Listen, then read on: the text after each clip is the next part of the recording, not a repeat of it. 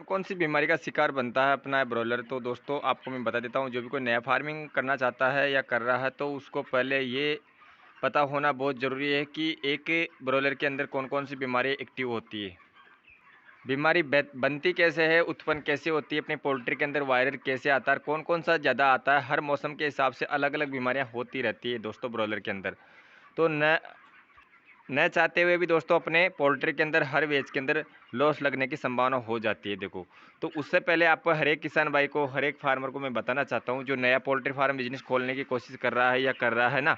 देखो दोस्तों, पुराने में और नए में बहुत अंतर होता है। देखो, जो 5 से 6 साल एक्सपीरियंस वाला बंदा भी एक बार तो मतलब घबरा जाता है इस सर्दी वाले बेच के अंदर। देखो, इसमें एक बीमारी का पीछा छुड़ाते ही दूसरी बीमारी तुरंत आ जाती है अपने पोल्ट्री के अंदर। और वो कैसे आती है, कैसे नहीं आती है, वो तो देखो ऊपर वाले की मर्जी है दोस्तों। पर आप अच्छे मैनेजमेंट रखते हुए, अच्छे वेंटिलेशन देते हुए, उसके बावजूद भी अपने मतलब पोल्ट्री के अंदर बीमारी प्रवेश कर जाती है। तो भाई नए फार्मर होता है ना, तो उसको इतना अनुभव नहीं रहता है, और अनुभव के बिना दोस्तों काम नहीं चलता अपने पोल्ट्री के अंदर। आपको मैं बता देता हूँ कि नया फार्मर होता है ना, उसका देखो, आप ये सोचते हो कंपनी वाले साथ दे देंगे। अगर कॉन्ट्रैक्ट फार्मिंग करके आप कंपनी से जुड़ के फार्मिंग करेंगे ना, तो कंपनी वाला पूरा सपोर्ट करेंगे। मानता हूँ कंपनी वाले सपोर्ट करते हैं भाई, पर जो मॉडलिटी हो जाती है ना अपने, तो मॉडलिटी को होने के बाद ही वो सक्षम बनते हैं। भाई आज इतनी मॉडलिटी हो चुकी है तो भाई चलो देखते हैं क्या परेशानी आई है। तो वो परेशानी को फिर लेके वो मेडिसिन बताते हैं आपको, उस मेडिसिन को आप लगाते हो। और हो सकता है उस मेडिसिन को बच्चा लेने के बाद भी आपकी मॉडलिटियाँ रुक नहीं रही है। तो अगर जानकारी होगी, नॉलेज होगी, तो आप उसी बीमारी के अंदर दूसरी मेडिसिन भी लगा के वो परेशानी ठीक कर सकते हो दोस्तों। तो पहले आपको हर जानकारी लेना बहुत ज़रूरी होगा कि एक ब्रॉयलर के अंदर कौन कौन सी बीमारियां आती रहती है। देखो, हर मौसम के अकॉर्डिंग सब पूरी बीमारियां दोस्तों एक साथ तो नहीं आती है। और जो गर्मी में बीमारी आती है वो सर्दी में नहीं आती है, सर्दी में आती है जो गर्मी में नहीं आती है दोस्तों। कोई मेल जोल नहीं रहता है, कोई 19-20 का फर्क नहीं रहता है ऐसा कोई। पर जो सर्दी के अंदर बीमारी आती है ना, तो उसका ट्रीटमेंट सर्दी का ही मेडिसिन लगता है उसको। देखो, लेटर कंडीशन जितना आप सर्दी में ध्यान रखते हो ना, उसी हिसाब से आपको गर्मी में नहीं रखना होता है। गर्मी के अंदर ज़्यादा लेटर सूखा रहता है तो उसको भिगाने की सोचते हैं, और सर्दी के अंदर दोस्तों लेटर गीला होता है ना, तो उसको सुखाने की कोशिश करते हैं। तो दोनों मौसम अलग अलग है, तो अलग अलग ही इनमें बीमारियां उत्पन्न होती है दोस्तों। तो मैं आपको अधिक फार्मरों को देख चुका हूँ और सुन चुका हूँ भाई, अपनी पोल्ट्री के अंदर दोस्तों परेशानी आ रही है, ये मॉडल्टियाँ हो रही है, मॉडल्टियाँ बढ़ती जा रही है, मॉडल्टियाँ रुक रही नहीं है। तो किस प्रकार से मॉडल्टी को कंट्रोल करें दोस्तों? तो भाई मॉडल्टी कंट्रोल करने का दोस्तों एक ही तरीका है। अगर आपको जानकारी होगी बीमारी के बारे में, तो आप बता सकते हो तुरंत किसी को भी, एक को नहीं दूसरे को भी पूछ सकते हो, तीसरे को पूछ सकते हो। और देखो, फार्मर की बात फार्मर ही बता सकता है दोस्तों, और कोई दूसरा नहीं बताएगा आपको। क्योंकि दूसरी लाइन का क्यों आदमी बताएगा आपको कि भाई इसके अंदर ये लगाने से भी आपका ट्रीटमेंट जल्दी ठीक हो जाएगा। तो आपको मैं बताना चाहता हूँ कि आप एक बच्चे के अंदर पूरा शरीर की नॉलेज रहेगी ना, आपको एक बच्चे के शरीर के अंदर की पूरी नॉलेज, तो आप कहीं से भी उसको ट्रीटमेंट करवा सकते हो और कर सकते हो, आप खुद अपने हाथों से कर सकते हो। पर आपको जानकारी होना बहुत ज़रूरी है दोस्तों। क्योंकि अगर बीमारी की पहचान नहीं रहती है ना, तो आपके सामने ही 50 की जगह 80 में उल्टी हो जाएगी ना, तो आपको पता भी नहीं लग पाएगा भाई इसके अंदर कौन सी परेशानी आ रही है और किस परेशानी से ये मर रहा है। आपके सामने दोस्तों मुर्गे मरते जाएंगे, और आप कुछ भी नहीं कर सकोगे। फिर आपको आखिरी में जानकारी होगी ना, तब आप अनुभव लगा पाओगे भाई, अगर मैं खुद आज इस बीमारी को पहले ही जान जाता तो वो मेडिसिन लगा लेता, तो आज मेरे इतना नुकसान नहीं हो पाता। तो दोस्तों, मैं हर एक किसान भाई को यही बताना चाहता हूँ कि आप पोल्ट्री 500 की करो या 5000 की करो या 50,000 की, कोई दिक्कत नहीं है।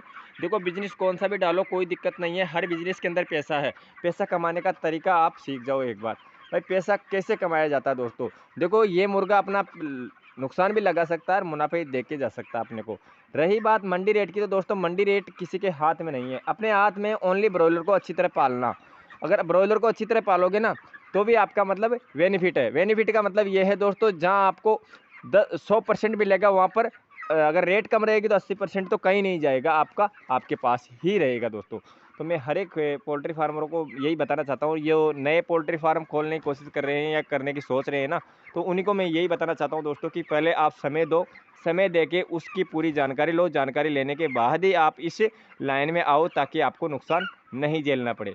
देखो दोस्तों, नुकसान तो हर एक फार्मर ही झेल रहा है, समझ रहे हो मेरी बात को? हर एक फार्मर ही नुकसान झेलता है, पर ना आप भी एक लॉस के शिकार बनो। देखो पोल्ट्री के अंदर दोस्तों 40 दिन तक कितनी मेहनत होती है, मेहनत करने के बाद भी अगर आपको पैसा 2 पैसा नहीं मिले तो क्या मतलब है फिर पोल्ट्री लाइन में आने से दोस्तों। और एक बार अगर पोल्ट्री लाइन से दिल यानी कि अपना दिमाग हट जाता है ना, तो फिर वापस आने में बहुत काफ़ी समय लगता है फिर। काफ़ी समय बाद अपना मूड सही होता है, फिर वापस से बच्चे डालने की सोचते हैं दोस्तों। तो आज की वीडियो में दोस्तों मैं यही बताना चाहता हूँ हर एक बंदे को, हर एक फार्मर को, भाई ब्रॉयलर में बीमारी होने का कारण क्या होता है, समझ रहे हो मेरी बात। कारण को समझना होगा, उसके लक्षण को पहचानना होगा, भाई इसमें क्या लक्षण हो रहा है, ये बच्चा दाना पानी प्रॉपर ले रहा है नहीं ले रहा है, इसकी बीट कैसी आ रही है कैसी नहीं आ रही है, इसकी बीट मतलब हरी बीट का क्या उपाय है ठीक करने का, सफ़ेद बीट का क्या उपाय है ठीक करने का, लाल बीट का क्या उपाय है ठीक करने का दोस्तों, पतली बीट का क्या मतलब पतली बीट क्यों दे रहा है बच्चा, इसके अंदर कौन सी मेडिसिन लगाया जाए ताकि बच्चा ठीक हो जाए। और रही बात है ये पतली बीट क्यों देता है, तो सारी जानकारी होना बहुत ज़रूरी है। लीवर फॉल्ट क्यों होता है, अटैक क्यों आता है, देखो साउंड कैसे बनता है बच्चों के अंदर, तो बहुत सारी जानकारियाँ हैं दोस्तों, बहुत ही सारी मतलब बहुत सारी जानकारियाँ हैं, उसको पूरी को इकट्ठा करके आपको आपके दिमाग के अंदर ऐड नहीं रहती है तो आप कॉपी पेन में उतार लिया करो ताकि आपको हर एक चीज़ का अनुभव लगे। देखो दोस्तों ज़िंदगी भर कमाना है अपने को, ये तो है नहीं भाई महीने 2 महीने कमा के आपको वापस घर पे जाके बैठ जाना है। पोल्ट्री लाइन अगर एक बार आओगे ना तो ज़िंदगी भर ही आपको कमाना पड़ेगा। देखो पोल्ट्री लाइन को आप ये भी नहीं है भाई चलो पैसा इन्वेस्ट करके आप उसको बंद कर दो साल 6 महीने के लिए, ऐसा नहीं होता। फिर अगर आप कमाने उतर गए ना तो आपको कमाना ही पड़ेगा, वरना फिर आपको मैं पहले ही बता चुका हूँ कि दुनिया वाले हंसी हंसेंगे आपके ऊपर कि पोल्ट्री फार्म बनाया था कुछ पैसा कमा के दिखा, अगर है दम तो फिर अपने पे आती है ना दोस्तों, तो फिर देखो बात लंबी पहुँच जाती है। तो इसलिए बोलता हूँ कि करके दिखाओ, कुछ ऐसा करके दिखाओ अपने वाले को जो ताकि उनको लगे कि वास्तव में इसने कुछ सीखा है और कुछ खोया है तो कुछ पाया है। ठीक है ना दोस्तों, जानकारी आपको अच्छी लगे लाइक करना और कमेंट करके मेरे को ज़रूर बता देना। अगर कोई भी किसान भाई की कोई भी जानकारी समझ नहीं आती है, कोई भी एक्स वाई जेड, ये मान लो कि ब्रॉयलर लाइन के अंदर कौन सी बीमारी में कौन सी दवा लगानी चाहिए, इसका लक्षण क्या होता आने का, तो आप कोई भी बात कर सकते हो, कोई दिक्कत नहीं है, कमेंट कर सकते हो। वीडियो आपको अच्छा लगे लाइक करना, और जो भी कोई किसान भाई चैनल पे नए हो तो सब्सक्राइब कर लेना और बेल आइकन दबाना ताकि नई नई जानकारी दूँ ना उसकी नोटिफिकेशन आपके पास आती रहे। आज ब्रॉयलर का अपना हो गया है दोस्तों 34वां दिन। 34वें दिन में कितना बॉडी वेट लिया वो आपके सामने नज़र आ रहा है दोस्तों, कोई दिक्कत नहीं, मैं बताने की कोई ज़रूरत ही नहीं है। आपको बहुत देर हो गई देखते हुए, देख ही रहे हो, जब से मैं आपको वीडियो चालू किया हूँ तब से आप देख ही रहे हो ना, तो बॉडी वेट आपको पता लग गया होगा कि कितना है कितना नहीं है। और कल वैसे भी 35वां दिन है तो 35वें दिन पे मैं पूरा आपको एफसीआर वगैरह एवरेज एफसीआर पोस्ट सब निकाल के बता दूंगा, कोई दिक्कत नहीं है। जो चलो इस वीडियो को दोस्तों करते हैं यही एंड, मिलते हैं नेक्स्ट अगली जानकारी में, तब तक के लिए मेरे सभी किसान भाई को दिल से राम राम, जय हिंद, वंदे मातरम।